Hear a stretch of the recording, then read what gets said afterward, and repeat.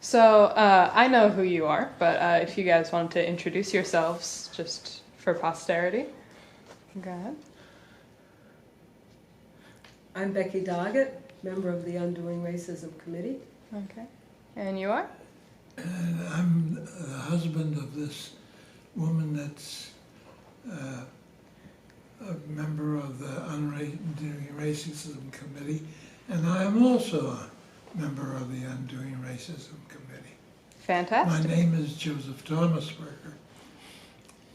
Got it. And I say Joseph because that's what my mother called me. Makes sense to me. Okay. So this started, I didn't know, I've known you for a while, but I didn't know you went to seminary. When did you make the decision to do that? How did you land there? I made that decision in 1947. I was a student at Juniata College in Huntington, Pennsylvania, and decided that I would go into the ministry as a profession, and that's when I decided to go. Makes sense. And I'll go back. How did you two meet? We met in... Not in 1947. No. No. Some years later. I don't remember exactly which year, but she was a citizen of Orange, New Jersey, and young, very young.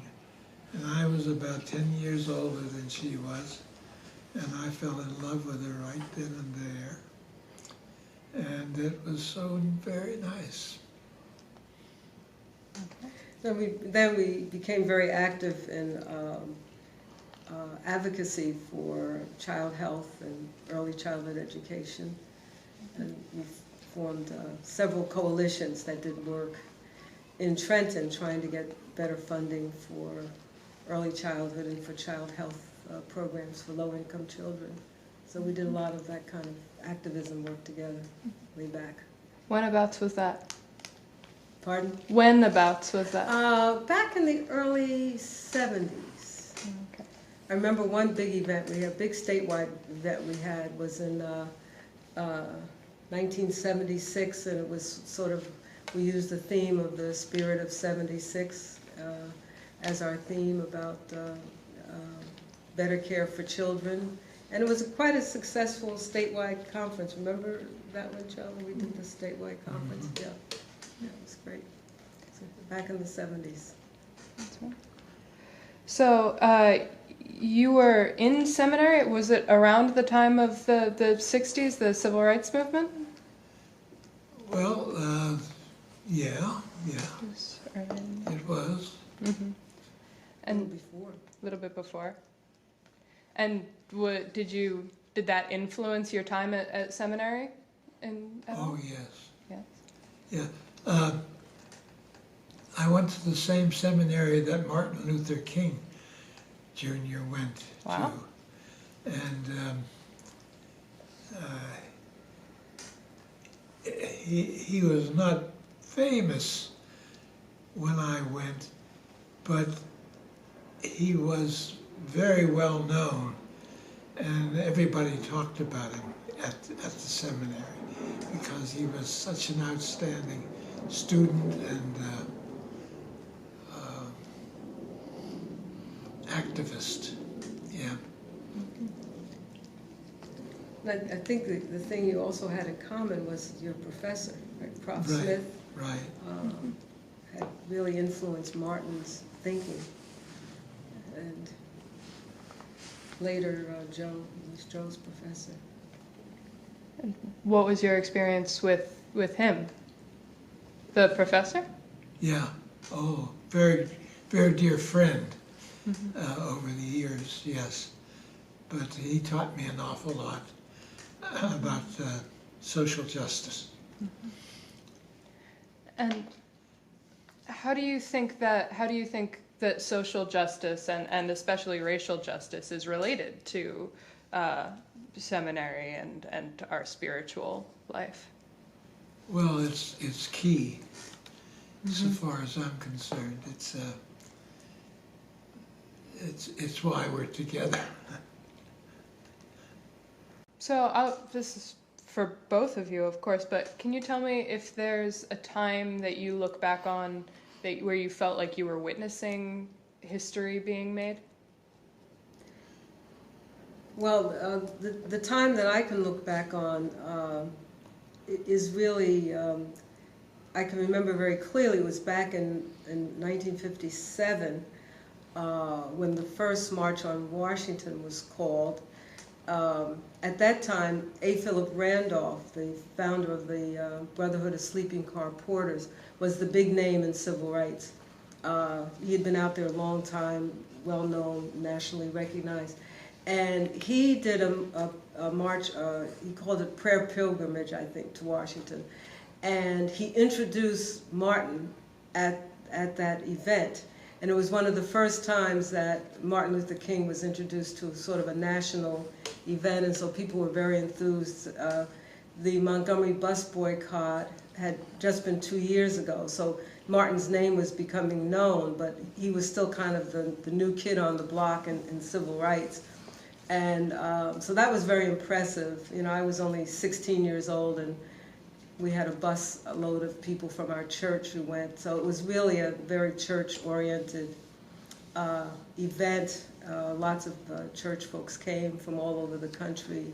And that was exciting to be there and to see history being made with A. Philip Randolph, who all of us had known for many years, and Martin Luther King, you know, on the podium talking to people about civil rights. So that was really sort of the official beginning for me in becoming a civil rights activist. So, Well, for me, I guess the beginning of my real involvement in civil rights was the March on Selma. I was a pastor in Hamilton Square, New Jersey, and obeyed the call that Martin put out to come down there and help. And so I went down and marched with him and with a lot of other people. Met some great folks as we marched along. And it was a very interesting time to be alive for me. how so? Well, it's one thing to be acclaimed, which I've had my share of that, but it's another thing to be spit at and cussed and so forth by people that you would really like to know and so forth. And it's a good thing. I was glad to have done it. Was there a lot of resistance from other churches? No, I wouldn't say resistance. Skepticism, because we weren't really into it at that point. But and my own congregation was sort of doubtful about this whole thing, and wondered whether their pastor was a little crazy, you know. And I am. There's no question about that. But we had fun. So, If you recall too, it was at Selma that Reverend James Reed was attacked, and Unitarian minister who was also murdered on that march. So for people to be afraid was not, unheard of, because there was real violence against the people who were in the march. Right, Joe? That's right, that's right. Yeah. And of course, the whole incident with John Lewis that we saw as he was trying to cross the Pettus Bridge. So there was extreme violence all throughout the march. I'm sorry, which incident was that?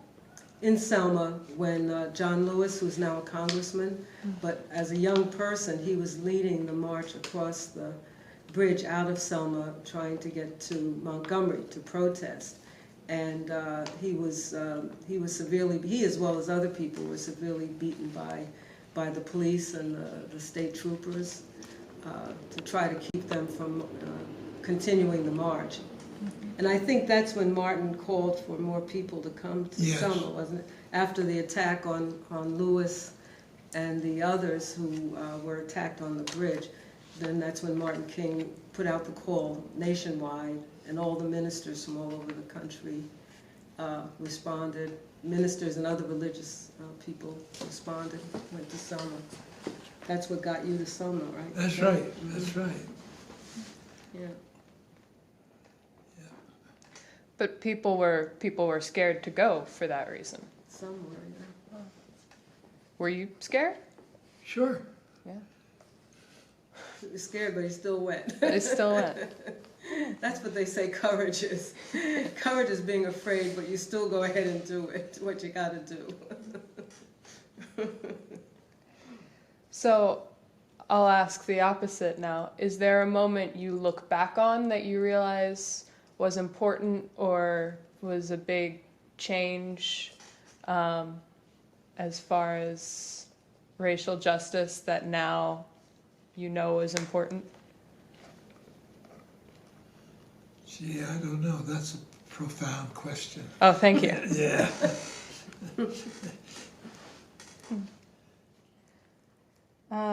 So within your own church, did you see, or other religious institutions, did you see discrimination that you needed to work past?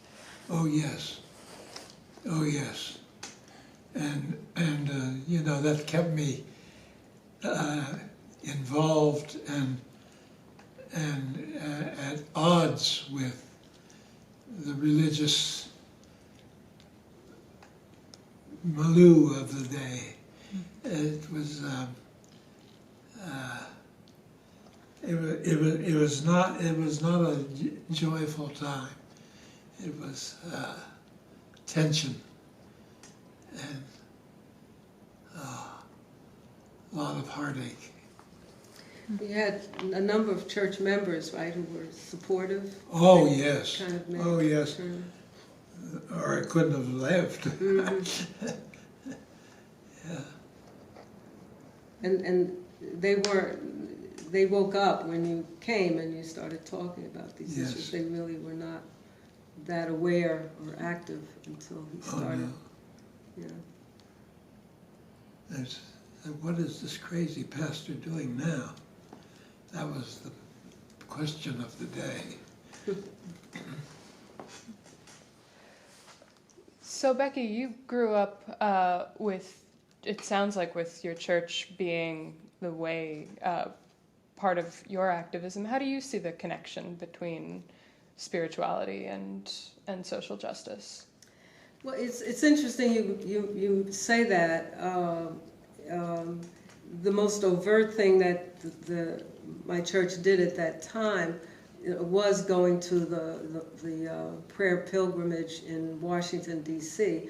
But as I look back on it, our congregation didn't really do a lot, on a day-to-day basis within the town of Orange or in New Jersey, in civil rights. Of course, we would take collections and send money to Martin's causes and the issues. But I don't think that we really confronted a number of the issues that we might have, as a congregation in the town of Orange, with the disparities that were very apparent. And actually, I left the church at a relatively young age and became active in other ways outside because I didn't feel that our congregation then was doing enough. And a little while after that, I moved to Newark and became very, very active in civil rights and other activities in Newark, outside of the church itself. So, how do you feel that today's church is doing as far as racial justice, and how can we keep moving forward? Well, I think it's much more active and vigorous today than it was then. But there's a long way for it to go. Yeah, and I hope that the young people that I see coming up are going to push us that way. Mm-hmm. And it's interesting, you're asking about the churches. When I left my childhood church, I was in my early 20s, I think, and I didn't join another church until I joined this congregation, the UU here, and that's like well over 40 years later. Although I was active with a lot of churches in Newark, I never joined. And Joe was actually the first person to come here to UU through our friend Bill Brock. And just as we were sort of getting active here and going to different programs, September 11 hit. And I was very impressed with the reaction that our congregation had. And a lot through Jerry Freed's work, organizing this congregation to start interacting with the Muslim Center in Patterson and trying to talk and sort of open up a door of communication. And so I was really impressed with the fact that this is an activist congregation, and felt that, oh, this is a good community I can become a part of. And so eventually I did join this congregation. But it was really the seeing that the congregation wanted to be active, wanted to be out on the issues, wanted to make a difference in a very real way. That's really what impressed me and convinced me that this was a community that I could belong to and be able to deal with some of the issues that I was very concerned about. That's how I got here.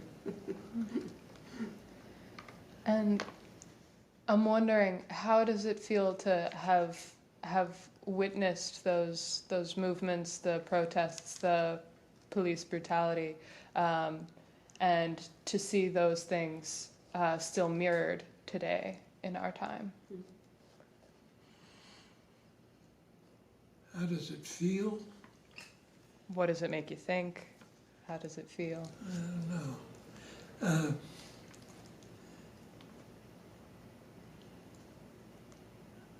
I have a hard time answering that question. Okay. Are you optimistic or pessimistic or neutral? I'm optimistic. I have to be. You go crazy if you're not optimistic.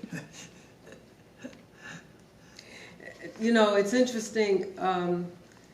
One of the programs that UUA sponsors is called the Beloved Conversations, and it reminds me of the book that Joe's Prof. Smith wrote called "The Search for the Beloved Community: The Thinking of Martin Luther King Jr." And I think it's really those of us who've been active for so long really hang on to Martin, that he's the one that keeps us going. Wouldn't you say, Joe? Yeah, he certainly is one of the keys. Mm-hmm. No question about it, yeah. Mm-hmm. And some of the European theologians and church leaders were also very, very important in that kind of work. That led led a lot of us to the front lines of struggle. The European theologians? Yes, Karl Barth and Paul Tillich and some others. And of course, they fought against the Nazis who were coming up, and they were some of the religious leaders who spoke up. Some paid with their lives, I think. That's right. Because of their speaking up. And they really influenced Martin King and others who were starting the U.S. civil rights movement. But they really saw, you know, how you really had to stand up and speak out, especially as religious leaders and religious thinkers, that it was kind of their main role was to be there to speak up and speak, you know, from their consciousness and their conscience, you know, about what was not happening in the society and what we should do about it. So it really, you know, the religious community has really played an important role. Hope they keep going. That's right. So, do you want to talk about the material you have here? I'm going to talk about, I think, This is the professor that was a real influence on Martin when he was very young. He was that's Professor Smith, and he's short of stature, but a very keen mind, and we were very good friends after I got to seminary and so forth. And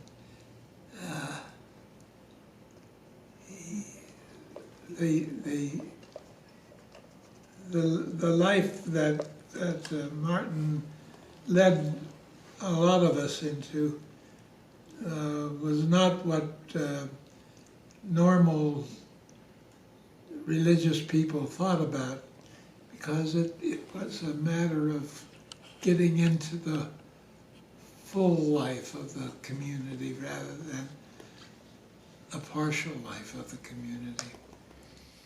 So, rather than a partial just being around on Sundays, kind of?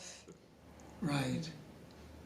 It was, you know, dealing with the nitty-gritty of wages and people obeying the law, not in an offhand way, but in a real way. I don't know if that makes any sense, but when you think about two major events in Martin's life, the Montgomery bus boycott, that was such a huge economic issue, and all those people, I mean, the people who relied on the buses most were poor, Right. working class, you know, African American people who relied on the buses to get them to work. And so for them to boycott the bus and walk or ride, hitch rides for over a year in protest was just an amazing thing. And, you know, just ordinary, you know, humble people somehow catching fire, you know, and deciding that this was the time for them to stand up and resist this long history of indignity that they had suffered. It was really an amazing thing to see. yeah, I never forget the fact that I went to Selma, and standing on the streets of Selma in a mass demonstration, and wondering, Joe, what are you going to do tonight? Where are you going to be? How are you going to exist in this strange place that you've never been before? and weren't invited, just came. So what's going to happen to you? And I was looking around, and I spotted this lady who was just smiling, and she looked like my mother. And but she was black, but she looked like my mother. And so I spoke to her and eventually stayed in her house with her family. And they were just delightful people. I never remembered her name. It wasn't important. I'm sure she didn't remember mine. It was just a clicking, and here we were in this strange place with people getting beat with clubs and yelled at and cussed, but we were together, and it was a beautiful time. It was very interesting, the people that came together in Selma. The first guy that I really got close to there was a chaplain at in Washington, D.C., and he was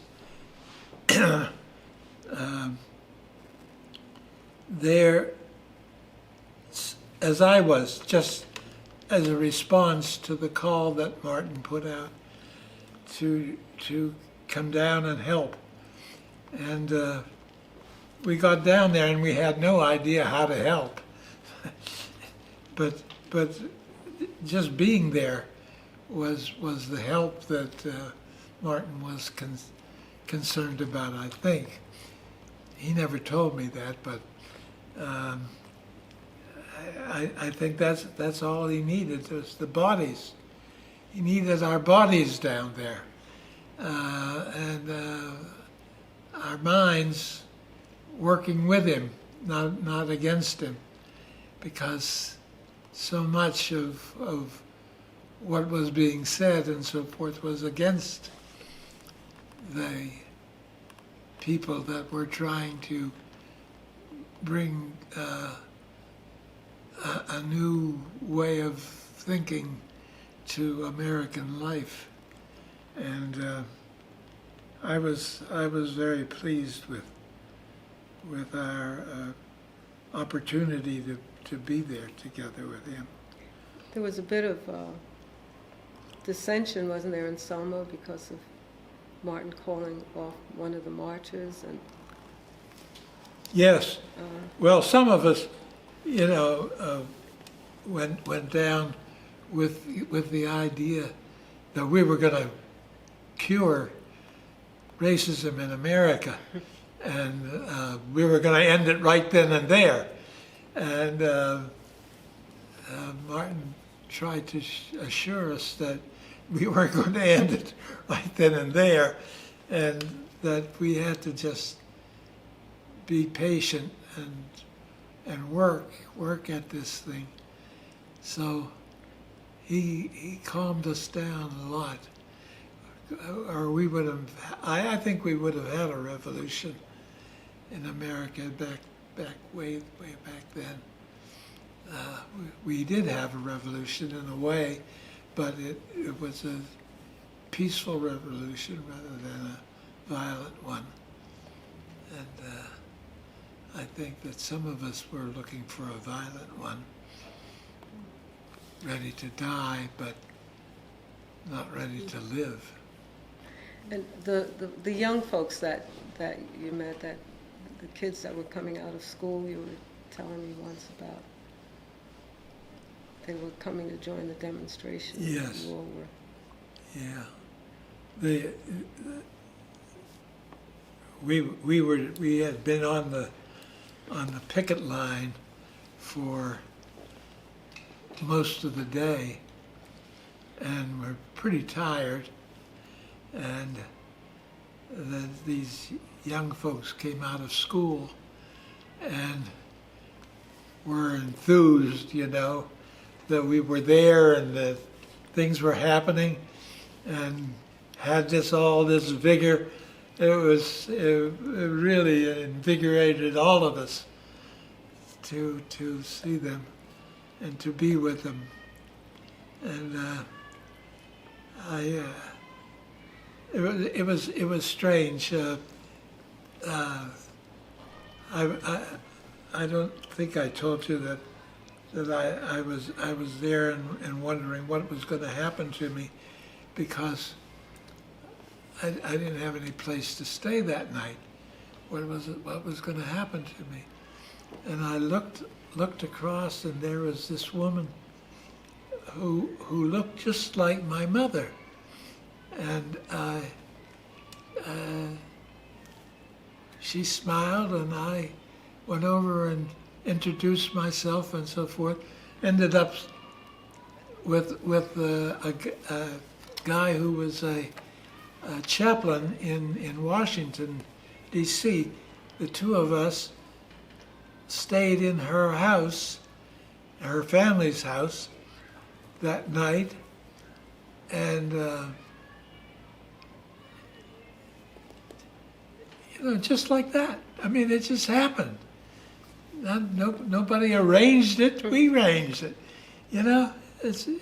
She arranged it. It was.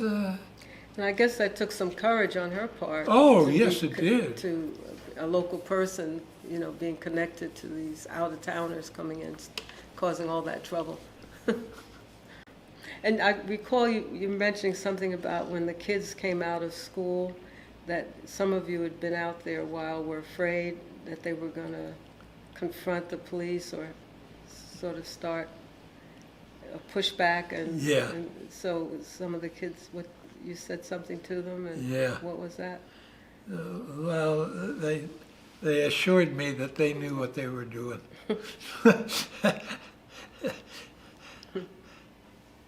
It was just remarkable that these teenagers, high schoolers, were so savvy about what was going on in their community at the time.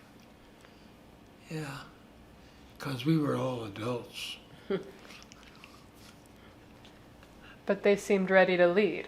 Oh yes, very much so. And had some self-restraint about it. Yes. Mm-hmm. So you talked a little bit about working with Martin Luther King and how he sometimes had to pull you back. What was the experience of working so closely with him? Well, Martin went to the same school that I did. He was a couple years ahead of me, but so we had a sense of things together, but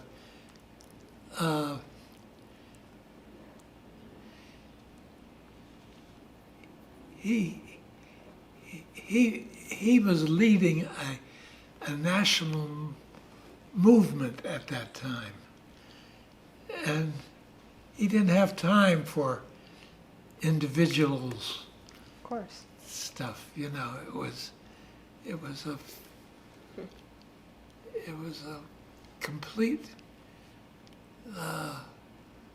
working of his charisma that was moving the whole thing along. And he had some great friends with him, Abernathy, and I mean, you can't say enough about him. He's very good. Yeah. Do you have any stories of any interactions that you had with him or with the people around him? Well, lots of them, I guess. But I remember one night while we were out there on the line, going up to Martin and shaking his hand and saying that I'm sure that Prof. Smith, who was his professor also, would be very proud of him, of what he was doing, and that I was glad to have been able to come down and join him. And we talked for a few minutes while he was free, and then things began to happen. So we split up, and there we were. But it was a marvelous experience. Marvelous experience. Yeah. Kind of, in hearing about it, it kind of impressed upon me how individuals can have such an impact on other individuals. And, you know, this one professor in this small seminary in Pennsylvania, just by happenstance, you know, Martin was there and then Joe was there, but this professor kind of was the link, and I don't know, probably hundreds of ministers who went to those courses there and, you know, went out in the community, you know, have done other good things, none as well known as Martin, but I mean, even some of your friends, Joe, you know, that you went to seminary, you know, have done really good work in New Jersey, Yeah. North Carolina, Pennsylvania. You know, they just kind of fanned out, and we're still doing real community work, you know, based on what they learned in the seminary. So the seminary was not just, you know, a place to learn the theology and religion, but they learned how to connect that to activism, you know, and social justice, which was really, really important. It was really significant. This is true. And especially through the professor, Prof. Smith. Uh-huh. Yeah, he was the guy. Do you remember a particular class or a way that he taught that affected you? Well, he was a Virginian, and was short. Did I show you a picture of him? Yeah, You showed us. Yep, we'll put that in the video. Yeah. He is a short, spunky kind of a guy, and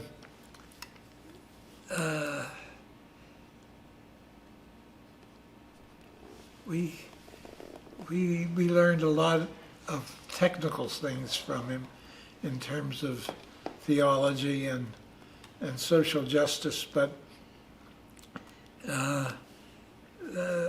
for me, his whole demeanor of not letting anybody push him around, this little guy. I used to like to stand behind him because that sort of gave him some height, you know. and looking mean so that people didn't push him around. But he wouldn't have backed down for anything. And he was a great guy.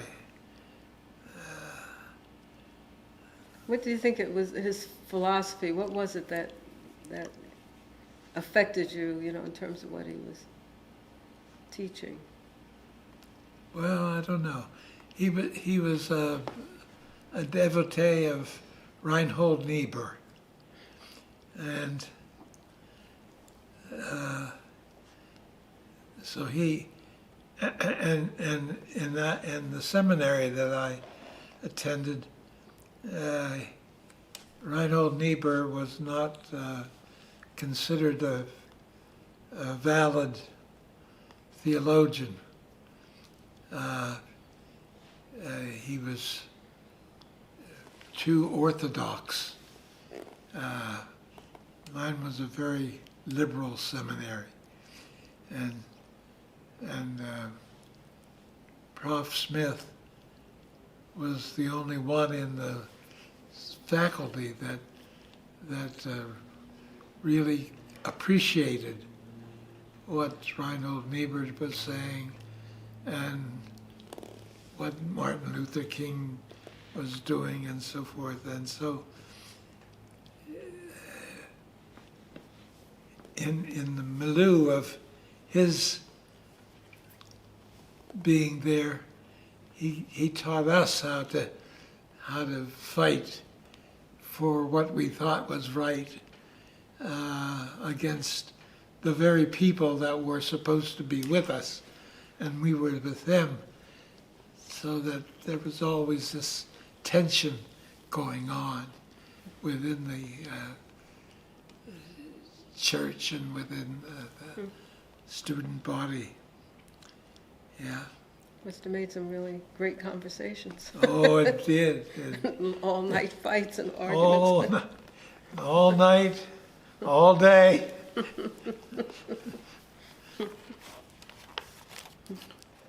Hey, Joe, could I ask you about being part of a Unitarian Universalist congregation, because you went to seminary, obviously, and learned a lot of different things and learned some related things. So what's it like for you being an activist in this congregation? Well, I was sort of put off by the way the church reacted, not progressively but reactively, to the work that Martin did and so forth. I found that the Unitarians came through very, very well. I learned that very early in the game. There were several Unitarian ministers and members that were with us down in Selma, and I really appreciated what they were doing and what they had to say and how they reacted to various provocations and so forth. And it was a really good thing. It helped me. And so many years later, when I finally was not able to be a Baptist anymore, I moved to the Unitarians, and here I is. Was that an immediate change, or did you find that it much later? Over the years. It happened slowly. I'm a very slow person. 40 years of Doggett. You had to think about it. And how do you feel now about being an activist and a Unitarian? Oh, I feel very good. I wish I could have done more, but I did what I could. It was really Joe who joined the Undoing Racism Committee first. He was active here with the committee, and finally convinced me to start coming to some of the meetings and getting involved. And I think that the work that the committee has been doing over the years has been really important to this congregation, and has helped to make kind of the name or the image that this congregation has in the community. A lot of how people out there see us has to do with the different work that the Undoing Racism Committee, has done, from the conversations to, the Black Lives Matter. I know some of the young people who've come to services in recent years came because they saw the Black Lives Matter banner outside, and I guess that said something about us, and they said, oh, let me find out what's going on. I've been especially pleased with the work that we've gotten involved in in mass incarceration, which led us into lots of coalition work statewide with legislative ministry, as well as other congregations. And, at the first of the police killings, we did the rallies out on the corner, and, people saw us being very vocal and visible about our reaction to the, the court decisions that acquitted the police who really should have had something more done, about their killing of unarmed black kids. So I think my hope for the future is that whatever we do as a committee, we can convince the broader congregation to get more engaged. I think there's a tendency for the members here to say, oh, we've got a great committee and they're doing good work and, cheering us on. But I'm hoping somehow we can help the whole congregation identify with the work and become more of an active part. Not always going to meetings per se, but somehow being a more active participant in these issues that we're confronting, in today's world. More than ever now, we need that broad-based response. So it's good to see the next iteration here is, the Social Justice Committee trying to broaden the base and to look with a broader view. I think that's going to be very exciting to see that unfold. Looking forward to it. Yeah, I think so. That I agree, and it's very difficult when you look at the broad picture and you see all the things that need to be done to appreciate the little things that are being done by congregations like ours, and we're not alone. That's the important thing. If there's one thing that I learned from Selma, was that there were others in Washington, all over the country, that were struggling, just like we were struggling, to find a way of bringing peace to this nation. And I'm so very glad that I had that experience, and I hope that many more will be doing it also. Sounds like an amen to me. Amen. Do you have anything else you want to cover, Jerry?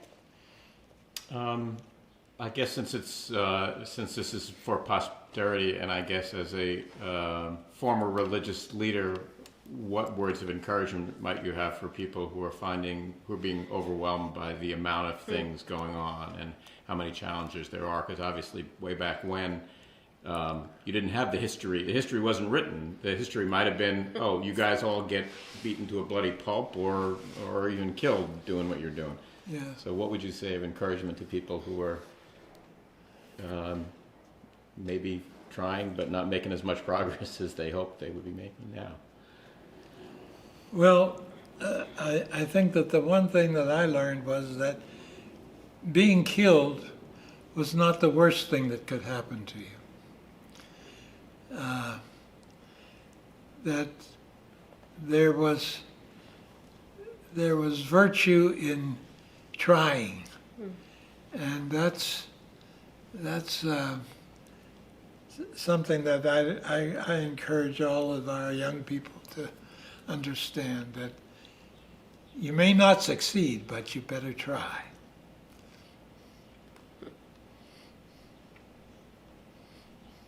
Becky, I'll pitch that one to you too. No, I agree. That's kind of what I was thinking. You have to try.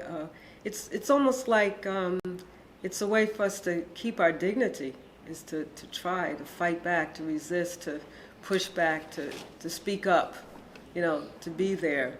If we don't do that, then we've lost our humanity. So we've got to be out there some kind of way. Makes sense to me. There's one more thing, I guess, if you could go with that. It's just, by trying with a group of other people, you have a real community. It's not just saying, oh, it's nice. So maybe you could talk a little bit about what it feels like to be struggling, even if you don't know what the result is going to be, with other people like that. Yeah. Well, that's for sure. That's why you need congregations. That's why you need friends. That's why you need to come together on a mutual basis of need to help people understand what the issues are. Lots of times that's the problem. We don't understand what the issue is, and knowing people that are really suffering is a help to know what that issue is. Mm-hmm. Yeah, I think it's the building of the community. That we're a community of people, trying to make a difference. That's important. Absolutely.